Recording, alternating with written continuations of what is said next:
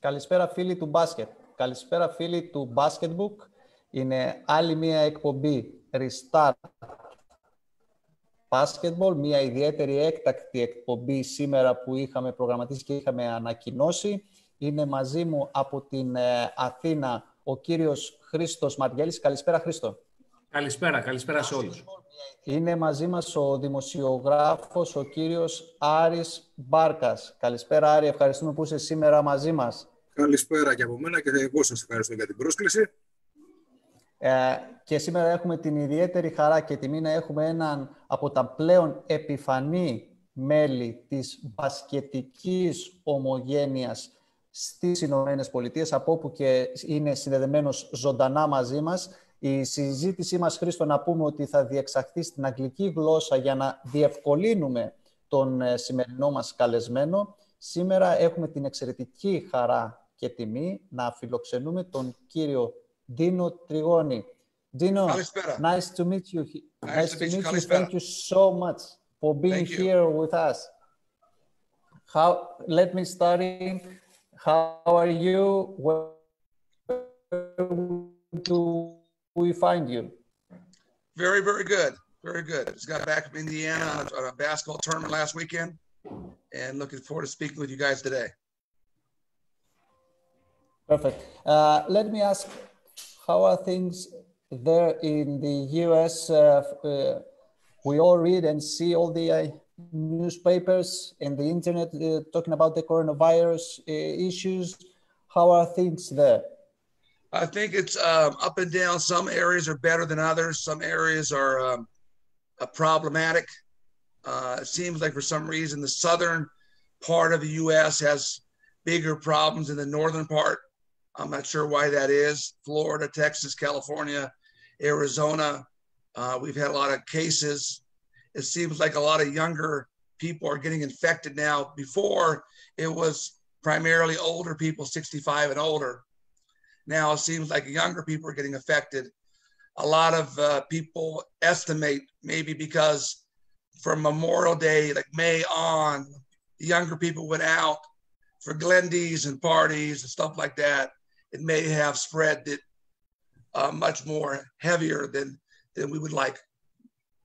So you're giving us a message tonight, Dinos, and before, I welcome you myself. I'm so excited and obliged to have you here in our show. I'm very thankful you accepted our invitation despite your serious running with the camps that we're going to talk about later. With the camps, you're operating all over the country. You're spreading in a message, a very useful message tonight, Dinos, that in the United States, from now on, not only older people get infected with the COVID virus, but nowadays, younger people get infected. And just like you said, probably because of Glendia, Panigirya, get-togethers, going to bars and beaches, whatever, where, things get crowded. So there is a message to your compatriots here to still be careful and cautious that this thing is not off. It's still there, and we need to remain alert. Correct. I think the key thing here is we know what we need to do as far as helping slow it. Unfortunately, we're dealing with lifestyle issues, discipline issues.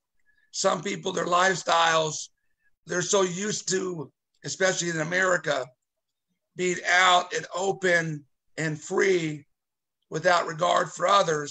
And that's part of it. The difficult part of it is trying to change that in a quick way. And not only do we know that masks are helpful, a lot of people here in the US, a lot of the areas are mandatory masks. But the problem there is they're not wearing the mask correctly. They maybe have the mouth closed, but not the nose. Maybe they put the mask on the chin and they think they're wearing the mask. So it's not just wearing the mask, it's wearing it correctly. Right. And like everywhere, some of these people need to be taught that, unfortunately, or reminded or reinforced. We also know washing hands, sanitizer. But another thing is overlooked.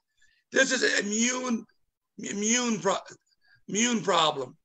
The stronger our immune systems are, the better chance we have to get through it. If our immune systems are not strong, we're vulnerable. You got to eat better vegetables, vitamins, vitamin C's, juices, salads. We got to get our immune, no matter what your age is. The stronger your immune system, the better chance you have to fight it off. And that's not being talked enough about, because the reality is we're not going to be able to change lifestyles in Greece or the US in 6 months. These guys are programmed to act a certain way. In Greece, they want to party till 5 o'clock in the morning. You're not going to stop them. They want to drink coffee till 3 o'clock in the morning.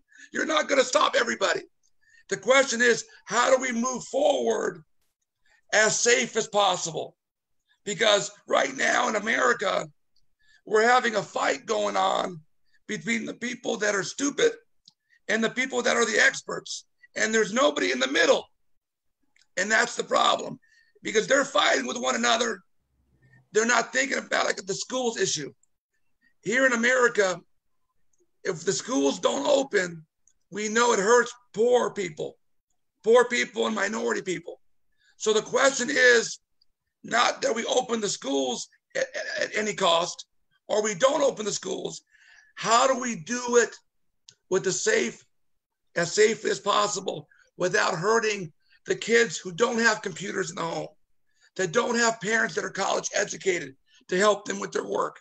Those are the people that are going to be hurt if schools aren't open, and there's got to be some compromise.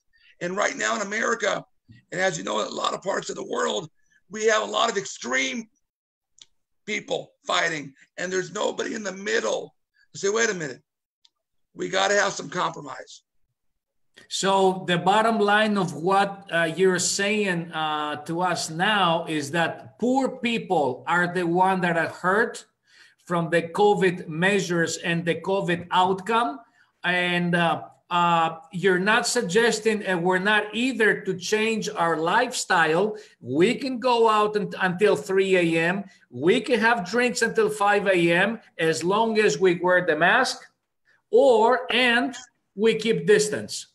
And stay healthy and wash your hands and use sanitizer maybe 10 times more a day. Right. And disinfect or whatever. Right. You got to be extra careful. Right. So because in America, they closed the whole thing down and people lost millions of jobs. Somebody's restaurant, that restaurant might be the reason why somebody's going to college. If that restaurant's not open, his kid's not going to college. So we got to find a way to maybe compromise and be as safe as possible so we don't solve one problem and create another. Right. So, Aris, Mr. Dinos Trigonis, he's all yours. We know you did your research in the internet. We found some very interesting articles about his life, about his career, about his operations over there in the States. So, Aris. Well, Christos, it's not the first time that I'm talking with Dinos. It's the first time that we are meeting live. We have exchanged a lot of emails on a number of issues during the last few years. So, dear Dinos, first of all, allow me to welcome you in front of the Greek basketball public, because you are one of the workers of the sport that don't get much exposure, especially in Greece. And give us your background, explain us your history and your ties with the professional game, because I think that the details of what you're doing and the name dropping that you can do right now will keep a lot of people at home. Well, what happened is I played high school basketball. I was one of 3 brothers to play high school basketball at Long Beach, California, Wilson High School. My younger brothers played, and my youngest brother played at Chapman University as well in Orange. He was a Division III All-American and played a year in Greece briefly. And his last year of his high school career, I came back from college and I started coaching him, and things kind of just materialized. Other than a few people doing stuff, there weren't a lot of what was going on now. There weren't that many teams. There were, but not to the degree, not to the volume of teams or the volume of activity. It's probably basketball from the grassroots, which is the non-high school season, has probably exploded maybe 50 to 100 times more teams now than they were there 25 years ago. So I started doing tournaments, events, teams, and things just kind of materialized. And then about 10 years after I first started, I was lucky enough to have LeBron James' high school team come from Ohio to LA to play on ESPN too. And that was those are the most watched high school games in the history of American. Yeah, actually, at that point, high school basketball in the U.S. was never really televised nationally live. I think the previous one was in 1994. Corliss Williamson, who used to play in the NBA when he was in high school, he was a very popular player.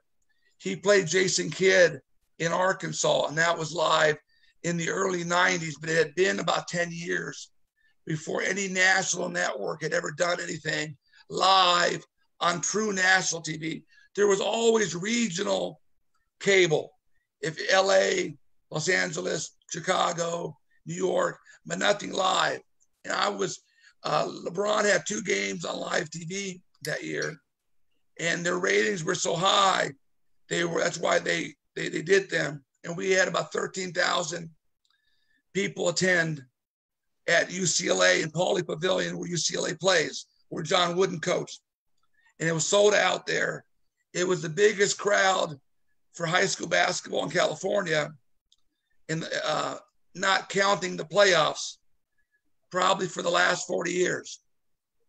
And that was part of the, the interest, et cetera. So I started my camp afterwards, Pango's All-American Camp, that later on that year, and it's still going to this date, almost 20 years.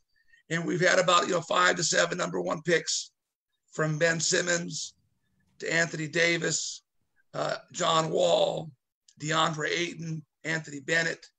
I'm missing some other guys, and James Harden, and NBA MVPs, James Harden, Russell Westbrook, Harrison Barnes, and a lot of other, Bradley Beal, and a lot of other players as well. So it's been kind of a ongoing 25 years of tournaments, camps, events. I have my own Belmont Shore team, the team that I coach myself, that had Brandon Jennings, DeMar DeRozan, Trevor Ariza, Tyler Dorsey, who you guys know from the Greek national team, and several others. I've coached that team for about 20, 25 years as well. And actually, as you know, Adis, I'm planning on coming to Greece at some point, hopefully next year.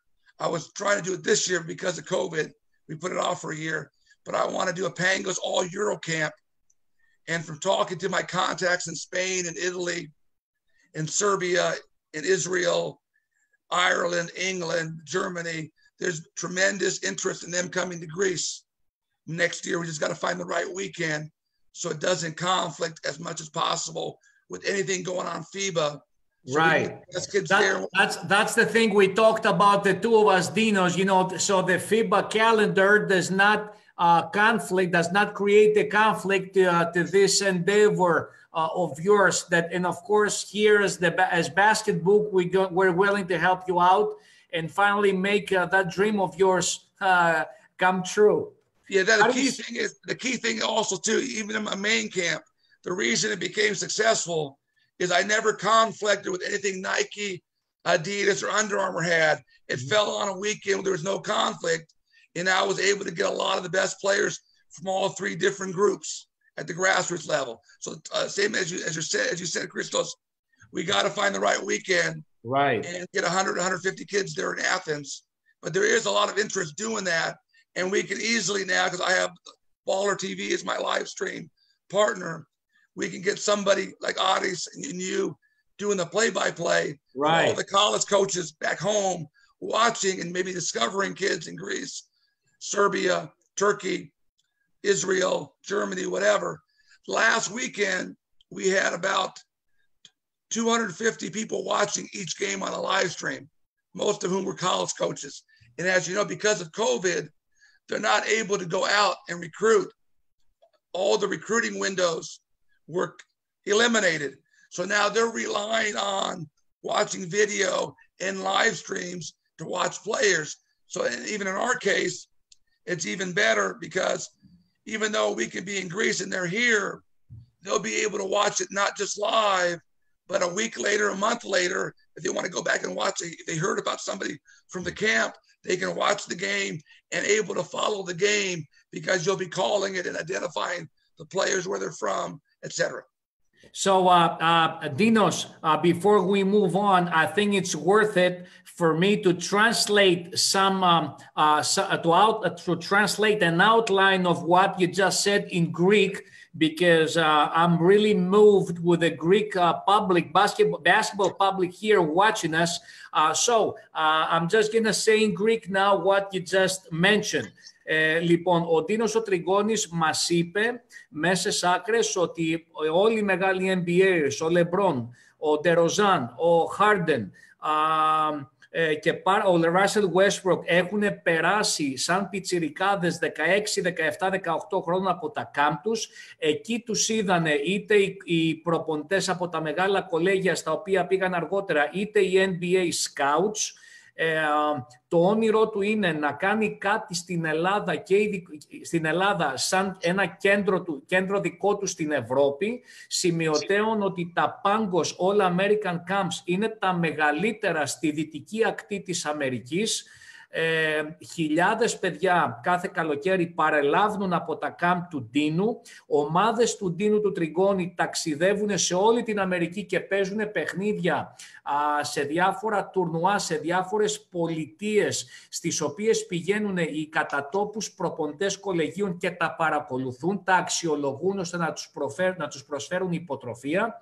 Λοιπόν, ο Ντίνος ο Τριγώνης είναι ένας ένθερμος Έλληνας πατριώτης, Ελληνοαμερικάνος, δυνατός, ο οποίος θέλει πάρα πολύ να βοηθήσει εδώ πέρα τον τόπο μας και με την τεχνογνωσία του, αν του ζητηθεί από τους αρμόδιους φορείς του μπάσκετ, αλλά και να κάνει και ένα κάμπ εδώ στην Ελλάδα, όπου θα μπορούν να έρχονται παιδιά από όλη την Ευρώπη, θα μπορούν να έρχονται και Αμερικάνοι προπονητές κολεγίων όσοι θέλουν μετά τον κορονοϊό βέβαια, αφού ξεμπερδέψουμε με αυτή την ιστορία, ή αλλιώς μέσα από απευθείας διαδικτυακή κάλυψη των παιχνιδιών που θα δημιουργούνται, που θα παίζονται, πάρα πολλά εκατοντάδες κολέγια στην Αμερική να βλέπουν live τα παιχνίδια ώστε να αξιολογούν τα ταλέντα από την Ελλάδα, από την Ισπανία, από την Ιταλία, από τη Σερβία κτλ. So, Dinos, I just explained your plan to the people. Let me add two more things. Sure. The last couple of years, my big camp here that we talked about, the Pangos All-American Camp, has also been NBA certified for NBA teams. So the last 2 years, I've had about 25 to 28 of the 30 NBA teams send scouts to the camp. This could be a possibility because of my relationship with the people there is maybe get this camp the same thing where we make this camp NBA certified to allow the NBA scouts to send their team to send their scouts to this camp as well. So that's being number one. Number two, like we talked about earlier in our phone call, I like to maybe bring maybe 10 kids or more U.S. kids from U.S. to the European camp so they can play with all the Europeans and the Greeks, and maybe have a few Greek Americans come, like a Montes and people like that. Sure. Dinos, I'm just really moved. I'm so thankful, and this proves that our Greek diaspora cares about the homeland, cares about the motherland. You people, you know, our Greek brothers, you people who are very far away on the other side of the Atlantic, who want to help Greece evolve again and help us out to make a restart here in Greece, because in Europe, especially in Greece, Dinos, things are not going so well as far as the development program. We did not produce as many talents as we used to before. And we're very thankful for you, for your will to be involved in the next couple of years and to help out. And we're going to spread your word. We're going to find to help you so we help ourselves here in this country. This is like you said, this is a great time to do it. But now with Giannis being so prevalent worldwide, and there's so many Greeks that are in the U.S. that are talented, like Tyler Dorsey, the kid from Notre Dame, what's his name? Zach Augustine. Zach Augustine.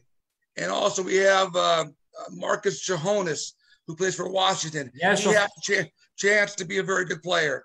Yes. Dimitris Strangalinos, who's going to college. We'll see how he develops. So there are people like that we can increase. But now it's important to get the game more inspired in Greece, because I'm very close friends with Giannis, his agents. Mm-hmm. And when he was in Milwaukee to start, one of the assistant coaches who's no longer there was a very close friend of mine. And when Giannis came to LA and wanted to work out, we got him in the local Greek church over here in the gym to play. And afterwards, he was hungry for Greek food.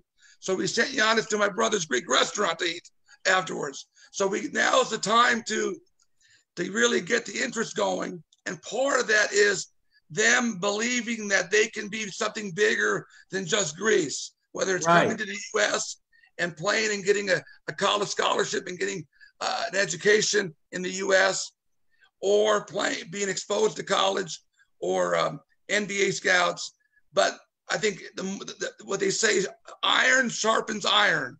And for the Greek kids to get better, they're going to have to encounter better competition to get better, to be pushed to get better. We're going to talk about, what the prerequisites for Greek kids to be eligible and able to receive, to obtain and win a college basketball scholarship later. Aris.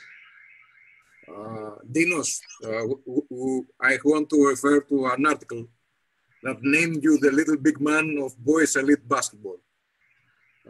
You talk about... You saw the article. Yes. You talk about the fact that you are very careful of not organizing something that goes inside the AEU circuit and the AEU dates. Explain us how all this energy that we are witnessing right now turns into trust in a cutthroat environment that is the grassroots basketball in the US, because we all know that there is a lot of competition and there is a lot of shady stuff happening all around the world, especially when NBA money is involved. And I want to clarify just for the Greek audience that what you said before, that you are certified by the NBA, is something new. It's something that the NBA, for the first time, permitted the last 2 years. And Pangos All-American was one of the first come to get this certification. Yeah, I think there was 4 different events. I think the Nike Skills Academy was one of them. The NBA Players Association camp, which is also a very good camp, was another one. Chris Paul had a camp. There was only 3 or 4 that were able to get certified. And we were one of the 4 because, like you said, of our track record of having top kids and lottery picks, first-round picks, NBA All-Stars, NBA MVPs. Actually, the year that James Harden was the MVP of my camp, Russell Westbrook was on the same camp team. So not only did we have one future NBA MVP at the camp, we had 2 at the camp, and they were on the same camp team. So we did how that things works out. But for your viewer standpoint, before we get into the details, it might be good for me to explain how it works here in the U.S., because some of your viewers may not understand, because if you're not from here, like if we're not from Europe, it's hard for us to understand how FIBA works. It's probably hard for them to comprehend how the U.S. model works. And the U.S. model is a scholastic, non-scholastic model, meaning part of it involves their high school teams. And that's when they enter school in late August to May or June. They play in the wintertime with their high school teams. Now, not all high school teams are equal. Some are what they call powerhouse teams that recruit, prep school teams that recruit nationwide and they get players from all over because of their facilities, because of their program, because of the prestige, exposure of the program. And then there's also every state has high school associations, all 50 states. And within every state, there might be more than one association groups. So it gets a little complicated. Then you have what they call prep schools, which do not belong to state associations, but have created their own platform during the season. I'm going to translate this right away, Dinos, because it's very important. Because no matter how much someone's English level is, there are some technicalities here that I need to translate them in Greece. Λοιπόν, ο Δίνος ο Τριγώνης μας εξηγεί πώς είναι η πλοκή και η δομή των αμερικάνικων high schools, δηλαδή των γυμνασίων παύλα λυκείων. Το λύκειο στην Αμερική ξεκινάει από τη δική μας τρίτη γυμνασίου, άρα το γυμνάσιο έχει 2 τάξεις, πρώτη και δευτέρα γυμνασίου, το λύκειο έχει 4 τάξεις, δική μας τρίτη γυμνασίου, πρώτη λυκείου, δευτέρα και τρίτη λυκείου. Η κάθε πολιτεία έχει την αντίστοιχη ένωσή της που διοργανώνει τα πρωταθλήματα, τα σχολικά πάντα, όπως είναι η ΕΣΚΑ, η ΕΣΚΑΝΑ, η ΕΚΑΣΤ, η ΕΣΚΑΙΟ, αντίστοιχα στην Ελλάδα. Πολλές πολιτείες έχουν και 2 ενώσεις, ανάλογα το μέγεθός τους, το size που λέμε. Όμως τα prep schools, δηλαδή τα προπαρασκευαστικά λύκεια, τα οποία σου δίνουν τη δυνατότητα και για μια μεταλυκιακή χρονιά προπαρασκευαστική προετοιμασίας και ακαδημαϊκής, αλλά κυρίως και μπασκετικής, να δυναμώσεις το σώμα σου, να γίνεις καλύτερος παίκτης, έχουν δική τους λίγα. Αυτή η πιο δυνατή λίγα είναι πάνω στις βορειοανατολικές πολιτείες, το λεγόμενο Northeast, το λεγόμενο, είναι η λεγόμενη NEPSAC, if I'm not wrong, Dinos. NEPSAC is the strongest prep school conference in the nation. Βεβαίως υπάρχουν και άλλα δυνατά prep schools, ειδικότερα στις μεσοδυτικές πολιτείες και στη Δύση, στο Las Vegas, στην Καλιφόρνια, στη Φλόριντα υπάρχει η IMG και πάρα πολλά άλλα. Και μέσα από αυτό το πρωτάθλημα των σχολείων κατά κάποιο τρόπο αναδεικνύονται τα μεγάλα ταλέντα που θα πάρουν υποτροφίες για πρώτης κατηγορίας, για δεύτερης κατηγορίας στο NCAA. Η τρίτη κατηγορία του NCAA δεν δίνει υποτροφίες, αλλά τέλος πάντων με κάποια πακέτα χρηματικών βοηθειών βολεύεται η κατάσταση. Και μετά υπάρχει και το λεγόμενο NAIA, ένας ξεχωριστός οργανισμός διοργάνωσης πρωταθλημάτων από το NCAA, το NAIA, το οποίο έχει και αυτό πρώτη κατηγορία και δεύτερη, που από την καινούργια χρονιά θα υπάρχει μόνο Division 1 στο NAIA. Για να δώσω παραστατικά, ένα καλό NAIA μπασκετικό σχολείο είναι ισοδύναμο με ένα χαμηλό Division 1 με ένα πολύ καλό Division 2. Αυτό μέσες άκρες μας περιέγραψε ο Δίνος ο Τριγώνης σε εμάς τους Έλληνες viewers και τηλεθεατές, και μέσα από όλη αυτή την μπλοκή, η οποία διαρκεί αυτά τα πρωταθλήματα συνήθως από τον Οκτώβριο μέχρι και αρχές Μαρτίου.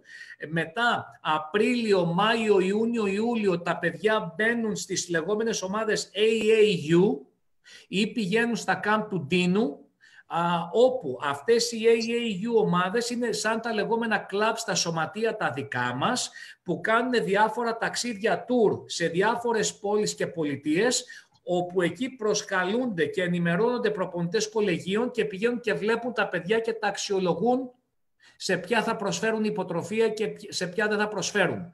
Άρα λοιπόν η μπασκετική σεζόν στην Αμερική διαρκεί περίπου από τον Οκτώβρη που ξεκινάει επίσημα η προετοιμασία και τελειώνει περίπου στα μέσα με τέλη Ιουλίου.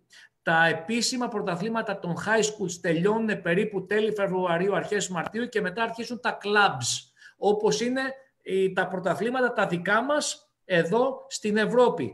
Dinos, how is your Greek? Did you anticipate anything of what I said, or it was perfect, but I want to make one further clarification on the prep schools. Okay. And you touched upon it. What you have traditional prep schools, which you mentioned the NEPSAC. They've been there for 40, 50 years. Wow. They have classrooms. They have campuses. Those are traditional prep schools. And like you said, there's a slight distinction. Some people go there for 1 year, like you mentioned, to get stronger. Maybe they need to get better grades, to make their grades better, academics better. But some people go there for 4 years and they use it as a high school. Right. So there's different distinctions. Now what you've seen the last 10 or 15 years are these prep schools are really basketball factories. They're almost like club teams masquerading, if you can translate that word, during the high school year. I know exactly what you're talking about. Believe me. Now, what they is these schools normally do online courses, a lot of them. They don't have a campus. They may operate out of one house. Their dormitories might be an apartment, might be a rented house. To give you an example, Finley Prep. You've heard Finley Prep. Of course. They just stopped. That was kind of it was a school, but it was different. It was part of a campus, but the only other people on campus were students from middle school down. There was no other high school. The basketball players, the 12 players, were the only high school people on campus.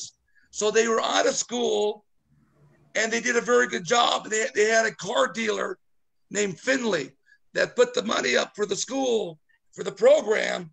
They had a gym on campus, but they didn't have the school environment. There was no other students there for them to interact. It was not a regular school environment. Dinos, it was more. There are some Greek kids that ended up to situations like this, and they couldn't believe it. They had a really hard time because they knew half of the truth. And once they got to the United States and they found themselves living together with 6, 7, 8 other teammates in the same room, using the same toilet, walking around trying to find where to eat. There was no commons, no restaurant, no cafeteria, nothing. They took the first plane back. Well, that's happened also. Horror stories from Canada and from other parts of Europe and Asia, where you have the same scenario because people are really having club teams masquerading as prep school teams. But that being said, we got to be careful not to defame the knapsack schools who are regular schools that do a great job. Of course. What's happening here is you have people using online courses or using somebody else's accreditation for the school. Let me translate this before we go to Thodoris for his questions. Ο Ντίνος ο Τριγώνης μας είπε, μας συστήνει σε εμάς τους Έλληνες που αγαπάμε το μπάσκετ και επειδή πολλοί γονείς μπορεί να παρακολουθούν και αθλητές, πιτσιρικάδες 15, 16, 17 χρονών που σκέφτονται την περίπτωση ενός αμερικάνικου κολεγίου και μιας πιθανής υποτροφίας αργότερα, θέλει πολύ μεγάλη προσοχή, διότι υπάρχουν πολλές καταστάσεις σχολείων οι οποίες δεν είναι τόσο καθαρές όσο φαίνονται. Άλλα σου λένε, άλλα στην πραγματικότητα είναι. Για να μην επεκταθούμε, επειδή από αυτό το βήμα δεν θέλουμε και δεν μας αφορά και δεν μας ενδιαφέρει να δυσφημούμε καταστάσεις, με λίγα λόγια, όποιος γονέας, παίκτης, παιδί ή προπονητής ενδιαφέρεται για ένα project όσον αφορά την Αμερική και high school είτε κολέγιο, πρέπει να είναι πάρα πολύ προσεκτικοί. Βεβαιότατα και υπάρχουν άνθρωποι επαγγελματίες που εκδίδουν αποδείξεις, παραστατικά και αναλαμβάνουν τα παιδιά με συμφωνητικά. Ευτυχώς υπάρχουν επαγγελματίες τέτοιοι στην Ελλάδα και παντού, και Σέρβοι και Ισπανοί και Ιταλοί. Άρα πρέπει να υπάρχει απόλυτη καθοδήγηση, γιατί πάρα πολλά παιδιά την πατάνε, χάνουν μια ολόκληρη χρονιά, γιατί πηγαίνουν σε κάποιες λιώμενες, να το πω έτσι, σε κάποια λιώμενα σχολεία τα οποία μπορεί να είναι πάρα πολύ καλά μπασκετικά, να έχουν μέσα παιχταράδες, να μην υπάρχουν τάξεις, να γίνονται τα μαθήματα online, να υπάρχει κάποια σύνδεση με κάποιο junior college ή με κάποιο λύκειο και να έχουν δανειστεί το όνομα για να κατεβαίνει η ομάδα στο πρωτάθλημα, και μη σας τα πολυλογώ, ζήσε μάη μου να φας τριφύλι. Θέλει πάρα πολύ προσοχή και χωρίς να είναι μια ερώτηση προγραμματισμένη στην απόψινή μας παρουσίαση, μας τα είπε ο Ντίνος, ο Τριγκόνης, από μόνος του και τον ευχαριστούμε γι' αυτό. Θοδωρή, let's go to the next question, please. Ναι, Χρήστο, να πω κάτι πρώτα και στα ελληνικά, ότι όντως πρωτού που βάλουμε την ερώτηση έγινε μια μεγάλη ανάλυση για την διαδικασία που επιλέγονται και πώς γίνεται αυτή η διαδικασία στην Αμερική. Έχει μείνει ένα κομμάτι της ερώτησης που μας πρόλαβε ο Ντίνος και το είπε. Τι χρειάζονται και τι ψάχνουν ακριβώς τα μεγάλα κολέγια και γενικότερα τα κολέγια όταν επιλέγουν παίκτες. So, Dinos, what's left to be asked is what do major colleges are looking for these days? Talking about Division I colleges. Yes, let's say, see, Dinos, let me help you out to clarify and understand some things here. See, there is a misunderstanding to a lot of Greek families, not coaches, because coaches pretty much know what's going on, that there is either Division I or nothing. So in case of a Division I choice, what do major colleges require? What is the level of a major, what's the requirement of a major college basketball coach that would like to see to a foreigner, to an international, let's say to a Greek kid, in order to consider him for a scholarship? When we talk about major college, I guess we're talking about like the top 60, top 70. Yeah. Well, let's do this real quick. Let's clarify that further. We have Division I, Division II, Division III, but even within Division I, you have a lot of diversity. Mm-hmm. You have a lot of variety, and there's about 350 Division I schools now, thereabouts. I don't know the exact number, about 350. And obviously, as you said, the people at the very top, they call that the power conferences. The Power Five. Yeah, ACC, the Big Ten, the Pac-12, the SEC, Southeastern Conference, the Big East, and what have you. Those schools typically are recruiting the top 200 to 300 players in the country, with minor exceptions. And those people are looking for players that have the whole package, that are, you know, they have the athleticism, the size, the skill level, with exceptions. Now, the next group down, what they call the mid-majors, are probably the next 150 down. And those teams, they might be able to steal a player if the bigger schools don't know about them. Maybe somebody out in Kansas somewhere, you know, 300 miles from Kansas City, nobody's ever seen them. Or in Dakota or Wyoming. It happens. Or, for give you a couple examples. Steve Nash out of Canada, he actually recruited colleges. Colleges didn't recruit him. He would mail videotapes to colleges. One head coach told me he saw the videotape, he didn't watch it, he threw it in the trash. Wow. Because he didn't take it seriously. Steve Nash. He ended up at Santa Clara, and the rest is history. Mid-major. Yeah, mid-major. Michael Olowokandi. Wow. From Africa, was a number 1 pick in the draft. He went to Pacific, and people asked him, why did you go to Pacific? Low major. Low to mid-major. Mid-low. Yeah, low to mid. And he said he was looking in the college guide. He thought the campus was on the beach because it said Pacific. Because of and the college is about 200 miles from the beach. It's inland. I know where Pacific is. So he found them. You follow me? He fell in their lap. So those things happen sometimes. Or In some cases, like Syracuse, they found Ronnie Cycli because they went overseas one year. They played, some people saw him, and they grabbed him. They came to Greece. They came to Greece that summer. Yeah. Same thing with NC State, Fasoulis, those guys. Valvano used to come to Greece, and he was grabbing Greek guys that he saw. So there are always exceptions to the rule. But the mid-major normally is somebody that's maybe lacking, maybe doesn't have not a good shooter, but a great athlete. Maybe a great shooter, but small. And that's how those things work. Give an example. Ben Howland, who's now at Mississippi State, who went to 3 Final Fours in a row at UCLA. Before UCLA, he was at Pittsburgh. Before Pittsburgh, his first head job was at Northern Arizona, in Flagstaff, Arizona, 2 hours north of Phoenix in the mountains. He was not able to get top athletes to come there. He couldn't get them. So what did he do? He found shooters. And he won with the 3-point shot. He wins there. He goes to Pittsburgh.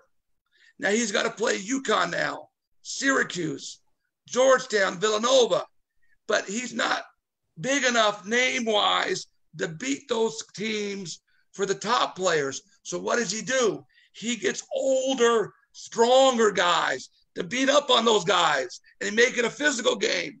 So he won with 3-point shooters at Northern Arizona.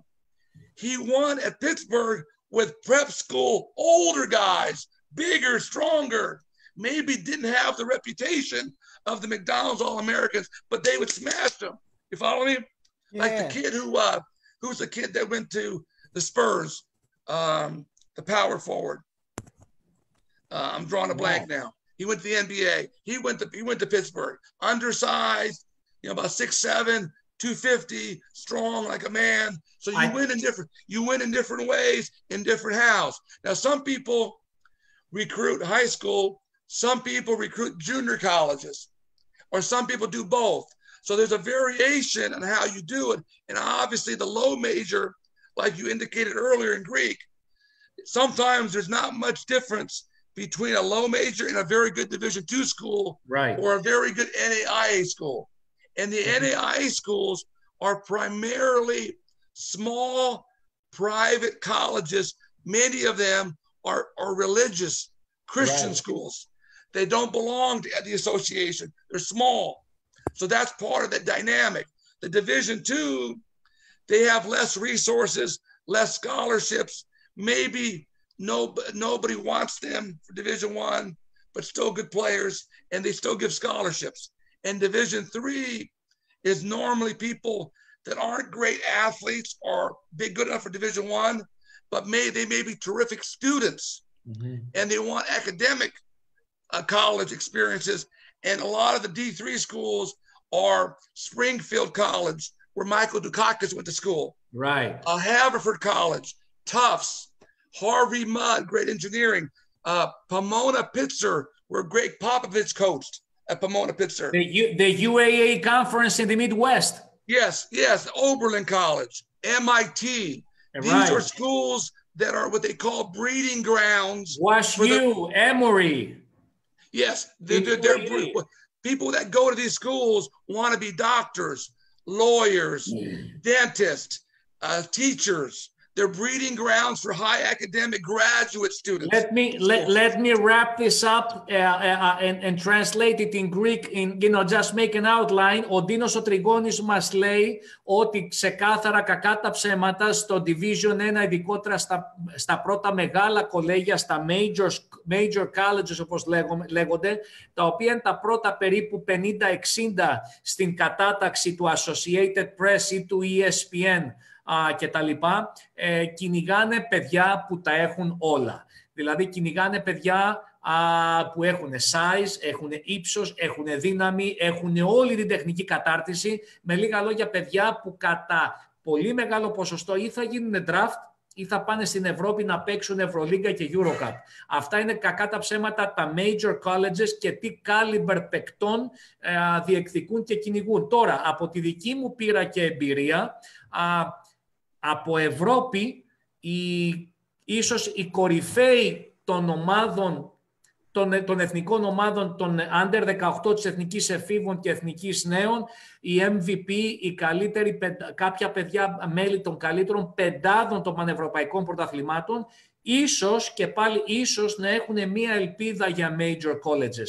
Κυρίως τα παιδιά από την Ευρώπη πηγαίνουν σε mid-major κολέγια, που είναι δηλαδή στην κατάταξη από το νούμερο 70 μέχρι περίπου το νούμερο 150-160, και τα υπόλοιπα παιδιά πηγαίνουν σε χαμηλά Division 1 ή σε Division 2 ή πολύ καλά NAIA. Έτσι, για να δώσω παραστατικά στους φίλους μπασκετανθρώπους που μας παρακολουθούν, περίπου τι μας είπε ο Ντίνος αυτή τη στιγμή. Μια επιπλέον δική μου εμπειρία ήταν ότι πέρυσι το χειμώνα παρακολούθησα ένα παιχνίδι τρίτης κατηγορίας του NCAA, του Division 3. Παρακολούθησα το παιχνίδι Washington University στο St. Louis του Missouri εναντίον του University of Chicago, και τολμώ να πω ότι το level αυτού του παιχνιδιού ήταν κορυφαίων ομάδων Α2 δικής μας. Ένα απίστευτο μπάσκετ με πολύ καλό διάβασμα παιχνιδιού, με ψηλούς κοντούς, με σουτέρ, με επιθέσεις συντεταγμένες. Αυτά έτσι προς ενημέρωση και σε μια γρήγορη μετάφραση. Άρη. So, Dinos, back to you. I think that it's not all Greek for you, but we have also to translate for our public. So no problem. No. That's perfectly fine with me. Okay, so we have already explained the level of D1, DU, D3. So tell us why there is at least the impression that there is a lack of talent in the States during the last few years, that the US is not producing so many stars, and we have seen, especially the NBA, expanding worldwide, not only to Europe, trying to find the next best thing and getting players that have been already tested in the European top level. Well, I think part of that is the expansion for the NBA is a separate issue than a separate question than the lack or not lack of talent in the U.S. or how that's developing, because obviously the NBA is an international corporation now, and they also are looking to expand their markets and their brand for a lot of different monetary, financial reasons to other areas. And now by having more international stars like Luka, like Giannis, like others, they're able to have those people as ambassadors to those areas.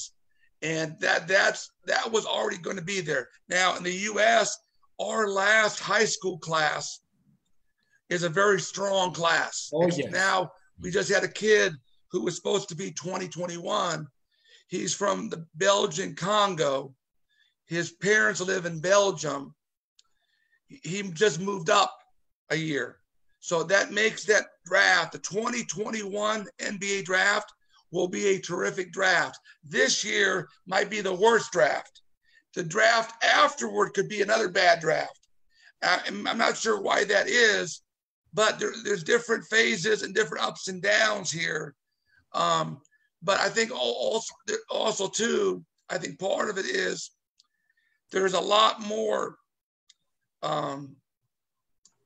sports activity going on with other sports. I think that's part of it. Another part is when the kids years ago, when they needed something to do, they had to go to the park and play. Now in the US, in Asia, in Europe, in Greece, if they're bored, what do? They get their phones and they're on Instagram and they're on TikTok and they're on Twitter and they're on Facebook and they're wasting time. We didn't have that back then. The time they're wasting on the phone, we would play. And that's part of it too. Another part of it is the video element, because now with so many video highlights, they think the video highlight is the only thing that's important. They don't think that the 40 minutes, the 32 minutes, whatever the game is important. They want the highlight because on some of these video people will take a highlight of 10 seconds, and that same player might have been horrible the rest of the game, but the person watching think they dominated the game. So that we have this psychological thing where we got everything mixed up here. It's a fiasco from a priority standpoint. So that being said, we also have, because of the cameras, the basketball has become almost like soccer, because soccer, you're only going to score a couple goals per game. That's why the goal's special. That's why they celebrate. In the U.S. now, they celebrate every basket as if it's a 3-2 soccer game. So, and as you're celebrating, the other team is scoring on the other end. So, because they know the cameras are there. Yeah, now you have the cameras in the game. You have the cameras when they work out. You have the cameras when they're shooting around practicing. Everything's got a camera, and they don't understand that what's important is the game. The practice is important, development. But you want to practice in private and play in public, because at the end of the day, you can be the greatest practice player, and you can do all these drills that you may never use in a game. If you can't translate that to a game where you produce, where your team wins, it means nothing. So there's a little bit of a confusion with the neo-lea, if you know what I mean. Right. Dinos, let me try to enlighten our viewers of what... And let me say one more thing.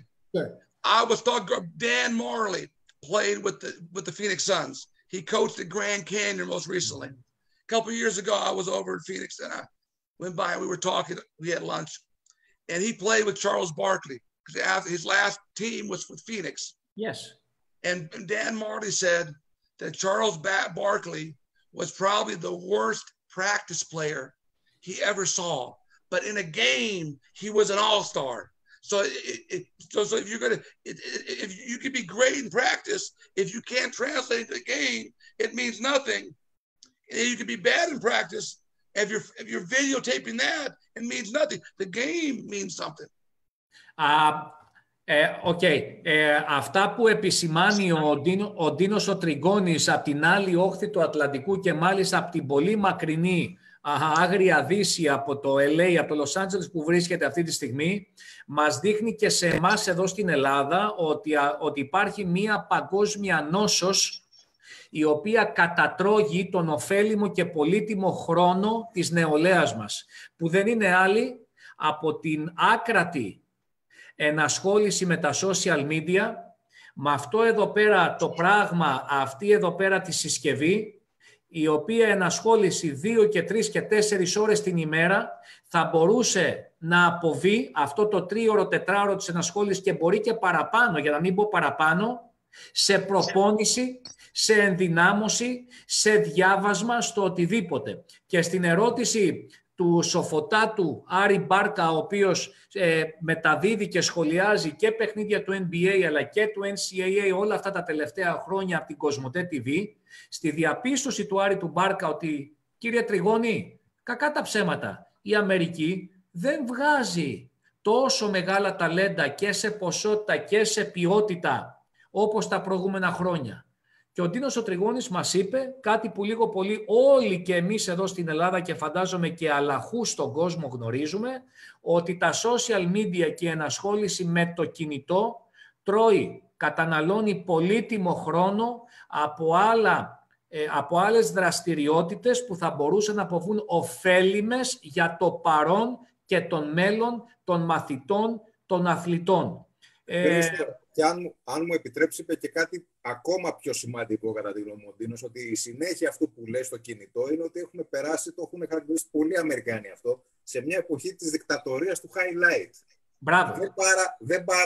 Δεν παράγουν στην Αμερική και αλλού στον κόσμο. Παίζουν τα παιδιά για την κάμερα, Άρη. Για την κάμερα. Δηλαδή, είναι πολύ πιο σημαντικό το να πετύχεις ένα καλό κάρφωμα για να το βάλεις στο βίντεο, παρά το να κερδίσει η ομάδα σου. Είναι η νοοτροπία χαλάει. Κάνουν ατομική προπόνηση τα παιδιά, διακόπτουν την ατομική, του λένε του coach που τους κάνει ατομική, όπα, stop, διότι πρέπει να τραβήξουν την επόμενη άσχεση, να στήσουν το κινητό στην τσάντα από κάτω και να τραβήξουν, ξέρω εγώ, με την παλιέρα, με το κανόνι αυτό που πετάει την μπάλα, να τραβήξουν τα 10 σούτ για να βάλουν 9 στα 10 εύστοχα ή 10 στα 10 για να τα δείξουν στην κοπέλα τους ή στους φίλους τους μέσω Instagram. Δηλαδή και η ατομική προπόνηση που τώρα το καλοκαίρι γίνεται στη μεταβατική, δεν γίνεται για να βελτιωθείς, γίνεται για να μας δουν κάποιοι άλλοι. Οι φίλοι μας. Είναι φοβερό. Χρησιμοποιούμε την τεχνολογία στην τελική Χρήστο και αυτό επηρεάζει και τις μπασκετικές ικανότητες παντού. What I just said, Dinos, is that kids are playing for the camera nowadays and not in order to improve. You know, Christos, they're on this phone. Forget about all day. They're on it all night. They're not going to sleep. When they go in their bedroom and their dad or mom goes to sleep, they have people talking to them all night. I know. Anyway, there's not a way that us parents we can fight this. I don't know what to say. No, but that's why it's important, I think. In the U.S., I think the people, the talent at the top has been fairly good. But what you're seeing is, and there may be ebb and flow on that, you're seeing the depth of the talent shrink. The more problematic now is the mid-majors and low majors are not finding the same talent because the depth of the talent has shrunk. And now kids who used to go to mid-majors are going to high majors because of supply and demand economics.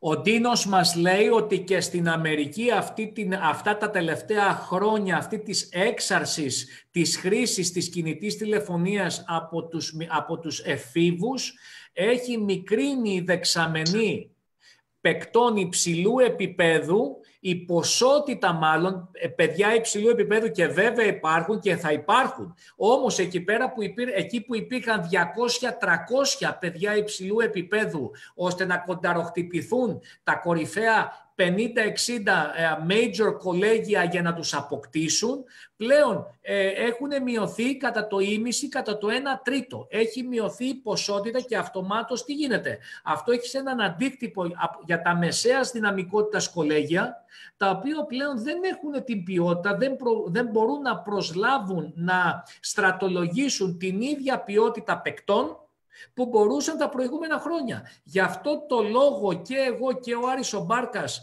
ο Κυριάκος ο Κουρτσαβούρης, ο Κώστας ο Κατέβας και βεβαίως ο Βασίλης ο Σπουντής και ο Ρίγας ο Δάρδαλης πάνω απ' όλα, που ασχολούμασταν και σχολιάζαμε και μεταδίδαμε παιχνίδια στο NCAA τα τελευταία χρόνια από την Κοσμοτέ, παρατηρούσαμε στα ξενύχτια μας αυτή την κατάσταση και αναρωτιόμασταν μεταξύ μας τι γίνεται κάθε πέρσι και καλύτερα.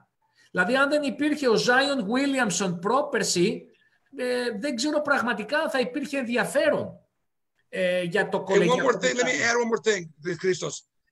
One example, Santa Clara. Herb Sendick is now the coach there.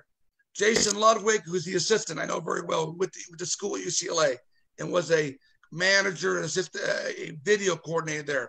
He's recruiting Europe the last 5 years more than ever before because of what you just said.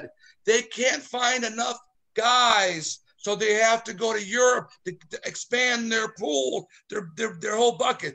But there's also a bad side and a bright side. The bad side is there's a problem with the depth. The bright side is there's also now an opportunity for players who are serious, who want to work hard, that want to maximize their talent, and they have size, skill level. Now the supply and demand is working in their favor. There may be more opportunities for kids in Greece and Europe than there were 10 or 15 years ago, if they're willing to take advantage of that opportunity. Right.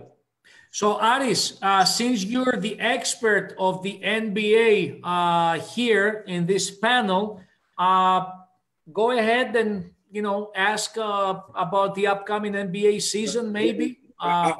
I can't be called an expert when we have Dinos in the panel. So I want Dinos' projection about outcome of everything that will happen in Orlando in the bubble? What are your picks? You know, I think right now this thing is so different, so unusual. It's hard. It's almost like you have to take what they call conventional wisdom and just throw it out the window. How this layoff has affected people. Now, on paper, obviously the Lakers and LeBron are strong. The Clippers may have more depth and have enough. Kawhi Leonard, who's proven that he knows how to win. Paul George, who's a terrific player.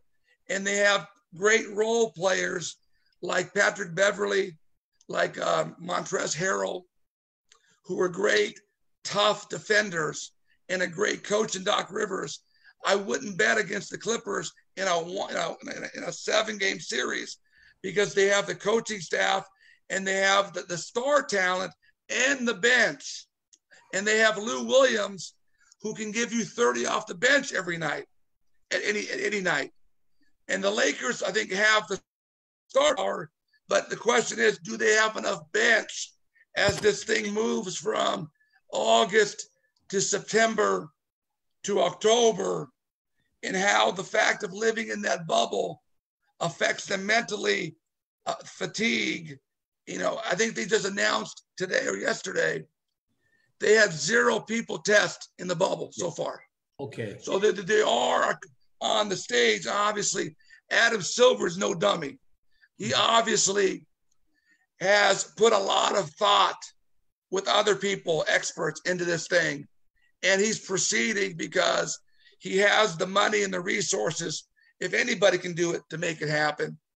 And there's obviously too much, let's call it what it is, too much money at stake just to walk away.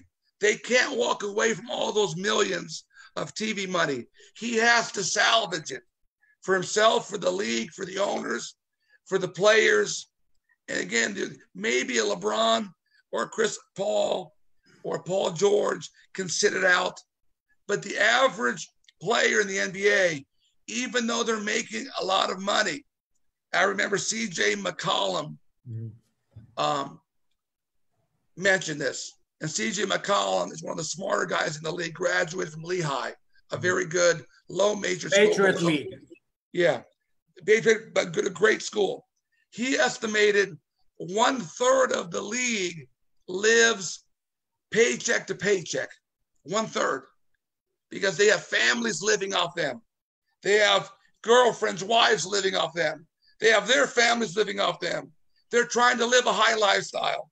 So for them, they can't take a year off because it drives their whole ecosystem apart. So that being said, I think it's going to be, we're going to new terrain right now, but I wouldn't bet against the Clippers. I think the Lakers are going to be there. I think the Toronto Raptors, that guy can coach he can coach his ass off, and they have good chemistry even without Kawhi. He'll be there. Some of the teams got time to get healthy. The Sixers, I think Ben Simmons is healthy now. It's going to be very, very interesting how this thing plays out. But I think the Lakers, Clippers are probably the favorites. I think the Bucks are right there. That coach has done a very good job building a team around Giannis. Now it's time for Giannis. He's got to carry it in the playoffs. Giannis shows us he can carry during the regular season. Now he's got to carry during the playoffs. He's got the mentality to, and the pieces are there, but Milwaukee Clippers, Milwaukee Lakers, that's going to be a war. I think it's going to be one of those 3 teams. Although there could be a surprise with Toronto, with the Sixers in the mix. I think the Rockets have a lot of firepower, but I'm not sure they have the depth because Harden and Westbrook are a terrific combination. But if they go cold, they have nobody around them to complement other than a few other guys. So it's going to be quite interesting how this plays out, how the layoff, how it affects their timing, how it affects the chemistry. But I think Giannis is determined, and we'll see if he can carry. But also, he's going to have to hit shots because they're going to play off of him.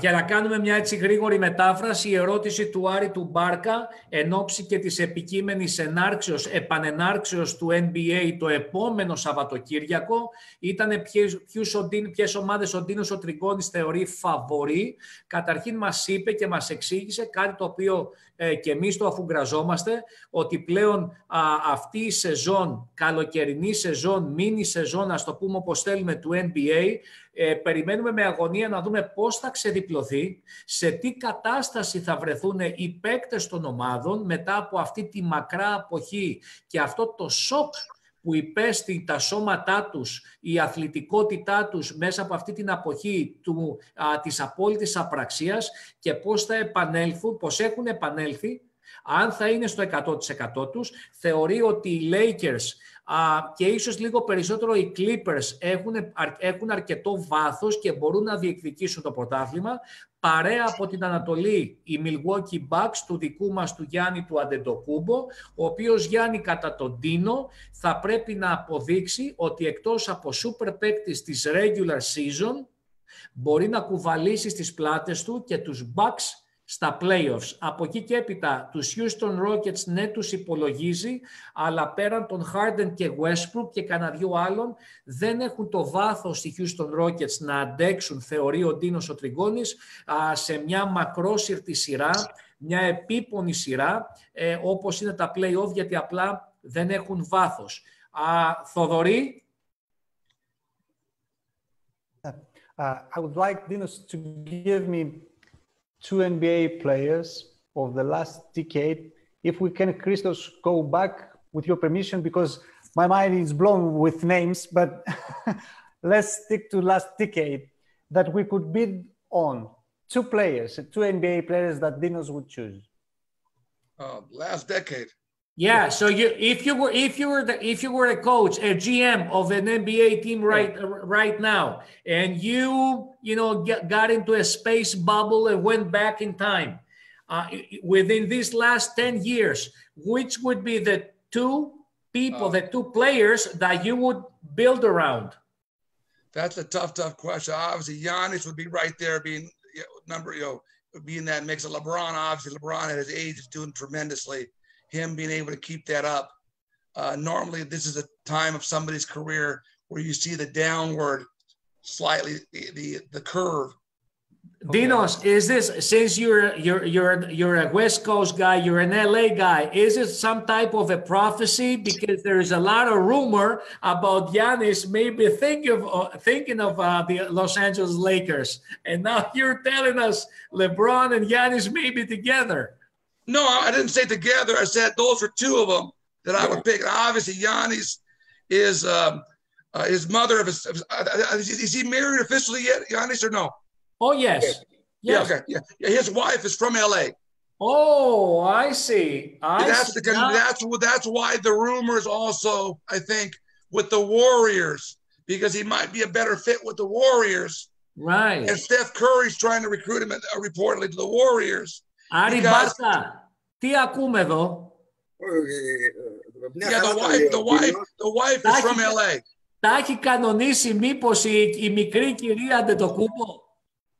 Θα δούμε, ούτως ή άλλως, πώς το λένε, αυτό από τον Οκτώβρη θα έχουμε ένα πρώτο δείγμα για το τι θέλει να κάνει ο Γιάννης. But my gut feeling though is Giannis is a very loyal person. Yeah.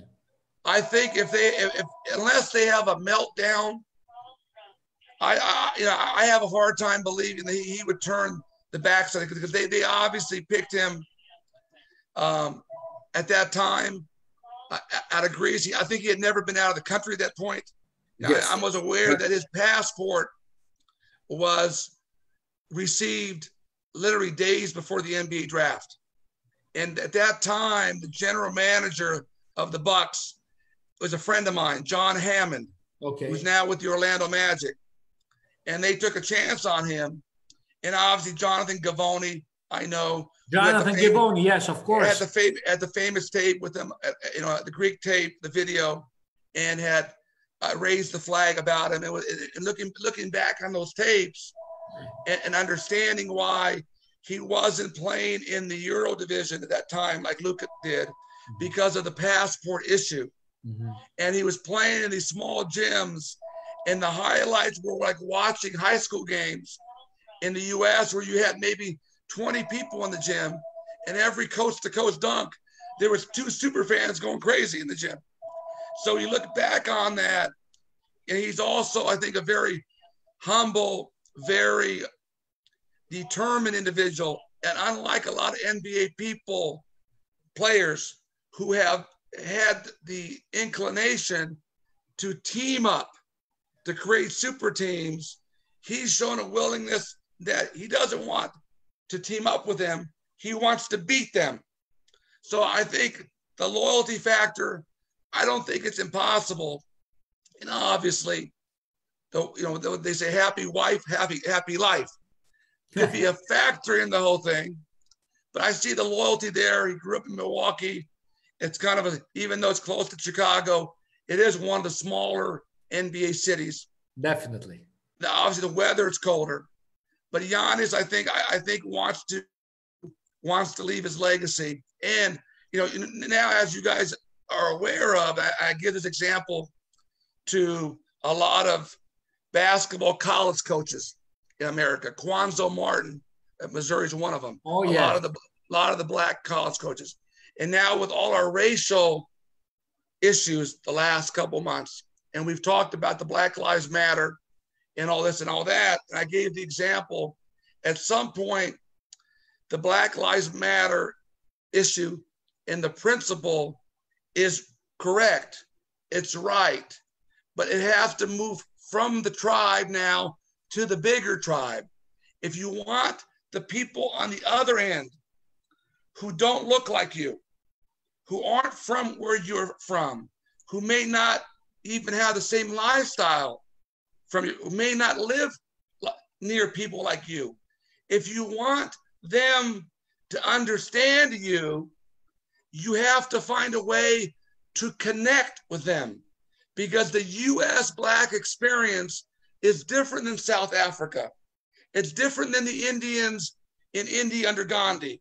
In South Africa, the Blacks were the overwhelming majority. In India, when the Great Britain ruled India, the Indians were 95% of the population. In the U.S., the Black... Dino, we lost you. We just lost you. Now? Yes. Okay. And again, I had this conversation with Quanzo, and he really liked this because I gave him the Giannis as an example. And I told them, if you think being black in America is a problem, try being black in Greece, I told him. And when you're illegal. And I gave him the Giannis example in where Giannis came out and he got his passport and he came to the NBA. And he didn't forget where he was from, even though he was illegal. He said, I'm Greek. And most Greeks, even in the US, that don't interact with a lot of blacks, Greeks said, they heard him say Greeks, and they said, yes, we're Greek. And they connected with them. Yes. They shared a common bond. And when he went to Toronto, where there are thousands of Greeks, New York, Philadelphia, Los Angeles, Chicago, thousands of Greeks, you would have 500 people wait for him after the game just to say hello, just to sing the Greek national anthem with them, to take pictures. He connected with them, and those people saw past him being black and said, we're Greek. And that's the example that Giannis, and when Guanzo heard that, he goes, you're right. At some point, if you're in a tribe that has received injustice, you have to, if you want to be part of the group, you can't want equal rights and be isolated from the group. And that's what Dr. Martin Luther King understood. That's why Iakovos, who was the Greek bishop of North and South America, and when Martin Luther King marched, he didn't just call all the black. He was right next to him. Yeah, he didn't just call the black preachers. He called the Greek Orthodox. He called the Jewish people, because he knew it had to be bigger. We lost Dino, you. We lost again. you, Dino. Go ahead. Yeah, and the Giannis example is an example for the Americans, because now you want the rights, but you want to be isolated. You can't have the rights without being part of the group. Dinos, give me a chance, because what your last statement, it was like a speech itself. So I just want, it's worth it for me to translate it to our Greek people watching it, to our Greek viewers. Λοιπόν, ο Ντίνος ο Τριγώνης μίλησε για την τελευταία περιπέτεια του αμερικανικού λαού, το τελευταίο δίμηνο, τρίμηνο, με την περίπτωση του φόνου, της δολοφονίας αυτής πραγματικά της απεχθούς πράξεως που συνέβη στην Αμερική και είχε ως αποτέλεσμα διαμαρτυρίες, βίες διαδηλώσεις, καταστολή και δεν συμμαζεύεται. Το μήνυμά του όχι προς εμάς τόσο πολύ, αλλά προς τους Αμερικανούς συμπολίτες του και ειδικότερα τους μαύρους, είναι να ακολουθήσουν το παράδειγμα του Γιάννη ως προς την εξωστρέφεια. Γιάννης being an extrovert. That's what I'm saying. Λοιπόν, η εξωστρέφεια σε έναν άνθρωπο, όσο προβεβλημένος λιγότερο ή περισσότερο και αν είναι κοινωνικά, είναι το σημαντικότερο κομμάτι για να γίνει αποδεκτός. Ο Γιάννης ο Αντετοκούμπο, αν και μαύρος, Έλληνας όμως υπήκος, απευθύνθηκε, άνοιξε την αγκαλιά του, εκδηλώθηκε και ζήτησε τη σύνδεση, τη συνδεσιμότητά του με το ελληνικό στοιχείο της Αμερικής. Ο Γιάννης ανοίχτηκε. Γι' αυτό και όπου πηγαίνει να παίξει, είτε είναι στη Νέα Υόρκη, είτε στη Φιλαδέλφια, είτε οπουδήποτε, χιλιάδες Ελλήνων ομογενών πηγαίνουν και τον βλέπουν και τον αποθεώνουν και ο Γιάννης πηγαίνει και συναναστρέφεται μαζί τους. Αυτό, ένα λοιπόν μήνυμα που στέλνει στην αμερικάνικη νεολαία, κυρίως της μαύρης φυλής, είναι ότι δεν μπορούν πλέον να κάθονται εσωστρεφείς στον εαυτό τους κλεισμένοι. Πρέπει και αυτοί να κάνουν την κίνησή τους, να βγάλουν μια εξωστρέφεια, ώστε να προσεγγίσουν και αυτοί πιο δυναμικά την αμερικάνικη κοινωνία, με το όποιο ρίσκο, όπως έκανε ο Γιάννης και έγινε αποδεκτός. Δηλαδή είναι μια κατάσταση η οποία είναι vice versa που λέμε, είναι μια κατάσταση η οποία είναι μια αλληλεπίδραση. Και με πάρα πολλούς Αμερικανούς προπονητές που μιλάει και κυρίως μαύρους, το ίδιο του λένε και αυτοί. Ότι μπορεί να υπάρχουν κάποια βιώματα, κάποιες άσχημες εμπειρίες και εντυπώσεις εντυπωμένες μέσα στο DNA της μαύρης φυλής, όμως και μαύροι προπονητές μεγάλων κολεγίων αυτό ισχυρίζονται, πρέπει και εμείς να ανοιχτούμε. Δεν μπορούμε να μείνουμε πλέον μέσα στις ενοχές μας ή να συνεχιστεί αυτή η κόντρα που υπάρχει με το μεγαλύτερο μέρος, κακά τα ψέματα, του πληθυσμού της Αμερικής, που είναι οι λευκοί. Με λίγα λόγια, Dinos, you just gave us a picture, a guideline of how a minority could operate as an extrovert more to make a move herself in order to become affiliated and accepted by a vast majority. Or more people. Yes, I think the same here in Greece with the refugees. I see a lot of refugees, and I'm very happy and glad that they act like that, they behave like that. They're very friendly. They will say, they come to us. They try to start a conversation. That's very good. That's very nice. That's very useful. So for us Greeks, not to be afraid of the unknown, because they are unknown to us if they come from a Far Eastern country or from an African country. And that's how a blending can take place. Just by not being afraid, being an extrovert, να γίνουμε εξωστρεφείς. So, Aris, do you have anything to add before we close? I think that nobody should add anything after what Dinos said. I think that just close the conversation in the best possible way. Dinos, what you just gave us, it was like a sermon. Ήταν σαν κήρυγμα. Well, let me give you one more example of this on a grander scale. And look at Barack Obama. Barack Obama, I tell people all the time, he came out, and he obviously, his father was from Kenya. His mother was a white person from Kansas. He didn't wear the race issue. He came out and said, I'm American. I'm American like you. And the state that propelled him to the presidency. Illinois. I don't know, he's from Illinois. But the first election in the primary every year is the Iowa caucus. In the Iowa caucus, Iowa's 90% white. Wow. So you had a black guy win Iowa because of the same principle. Instead of coming in here saying, I'm black or I'm white or I'm Greek or whatever, he said, I'm one of you. We're connected. And that's how, if you look at the speech 4 years earlier in 2004, when John Kerry was nominated, he gave the keynote. If you go back and Google that speech, he talks about American being an American. There's not a red America or a blue America. There's not a white America and a black America. There's one America. And that's part of the dynamic now, whether it's in Germany, in Brazil, where you have people exploiting people's fears and animosities. Now, obviously, we all know for hundreds of years, there's a tension between the Greeks and the Turks. One of my best coaching friends happens to be a Turk, Ali Tan, who was coaching at Irvine and at Fordham. And at some point, we can understand and know about the past, but we can't be hostage to the past. We have to build and be better than the past.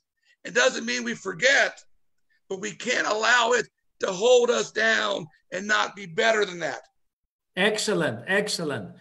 Ο Ντίνος απλά συνέχισε και επέκτηνε και συμπερασματικά μας λέει το μήνυμά του το τελευταίο είναι ότι δεν μπορούμε πλέον εμείς οι άνθρωποι ανεξαρτήτως πάντα εθνικότητας, χρώματος, κοινωνικής, οικονομικής προέλευσης και εθνικής προέλευσης να μένουμε αιχμάλωτοι σε καταστάσεις του παρελθόντος. Εντάξει, δεν τα ξεχνάμε, προς γνώση και συμμόρφωση και για να τιμούμε και τους προγόνους μας, αλλά προκειμένου να προχωρήσουμε στο επέκεινα πρέπει να διαχειριστούμε τους φόβους, να τους αποβάλουμε αν γίνεται, ώστε να δημιουργήσουμε τέτοια καινούρια mentalities και συμπεριφορές, ώστε να προχωρήσουμε μπροστά με τους οποιοσδήποτε μπορεί να έχουμε είτε ιστορικά είτε εθνικά κάποιους φόβους. Λοιπόν... Chris, one more thing. Let me add one more thing too. I've always thought about Greece's strategic place in the world. Obviously, we had a great foundation that gave the foundation. The American experiment is based off the Greek foundation. Our government system, our principles was rooted in the Greek foundation, where Greece sits at the womb of Europe to the Middle East. Greece is strategic. And obviously, we've had things like the 400 years of occupation, slavery to the Ottoman Empire. We've had other economic downturns back and forth. But Greece, I believe, because of our traditions, because of our history, because of the intelligence of our people, we need to play a bigger leadership role, not just in Europe, but in the world there, because where we sit, where we come from, what our traditions are, what our foundation is. And I don't think Greece understands fully that they need to be more involved with being a world player because of that tradition, of that location, of being able to solve problems, whether it's the Israeli-Palestinian problem, whether it's the European problem, whether it's the extremism problem in parts of Europe and throughout the country.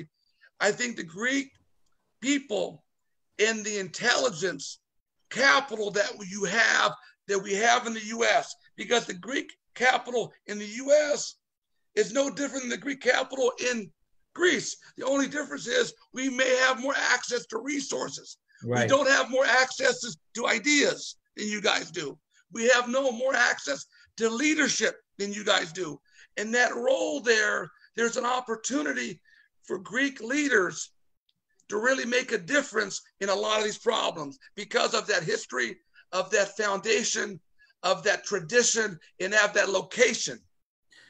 Η τελευταία έτσι το επιμήθειο του Ντίνου του Τριγώνη όσον αφορά την πατρίδα του, την Ελλάδα, τη δεύτερη του πατρίδα, είναι ότι θα έπρεπε, βέβαια περισσότερο σαν ευχολόγιο ακούγεται αυτό, ο τόπος ο δικός μας να αποτελεί ένα φάρο και πολιτικής σταθερότητας αλλά και στρατηγικής στον νοτιοανατολικό κομμάτι της Μεσογείου εδώ που βρισκόμαστε. Βέβαια όλοι ξέρουμε ότι δυστυχώς στην Ελλάδα τα τελευταία 30-40 χρόνια υπάρχει μία πόλωση είτε κομματική είτε το οτιδήποτε και αυτό μας αποτρέπει. What I'm saying, Dinos, the reason Greece cannot develop the way what she was supposed to be, to develop and evolve as a strategic player here in the Mediterranean is because of the tension, of the political tension there is in our country in the last 30-40 years, just like the political tension you guys in America are experiencing right now between the liberals and the Democrats. So when there is such tension, there is no progress. But there may be room for a centrist, a centrist person to come in and fill the center lane. Maybe not. Maybe.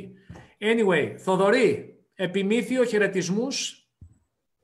I don't have a question. I would like to thank you, Dinos, for being here with us today. It's been a privilege knowing you, meeting you. I hope we'll have you again in the near future. I hope if you can and have one more talk like we had today. Thank you so much for being with us today. Yes, thank you. Anytime you want to have me on, I'd be happy to come on and look forward to helping you, helping plan the camp for next year. Sure. I've been meaning to get to Greece for so long. Now I've kind of done a lot here in the U.S. The one regret I've had is that I haven't gone to Greece or Europe earlier to try to grow the game there. Because like anything else, whether you're in Greece or Brazil or Africa or the U.S., the talent level can be grown, but it has to be watered. If there's no water, there's no growth. And that's what we have to do in Greece now, is to water the younger levels so they believe they can be better than what they can be, and using somebody like Giannis as a motivation.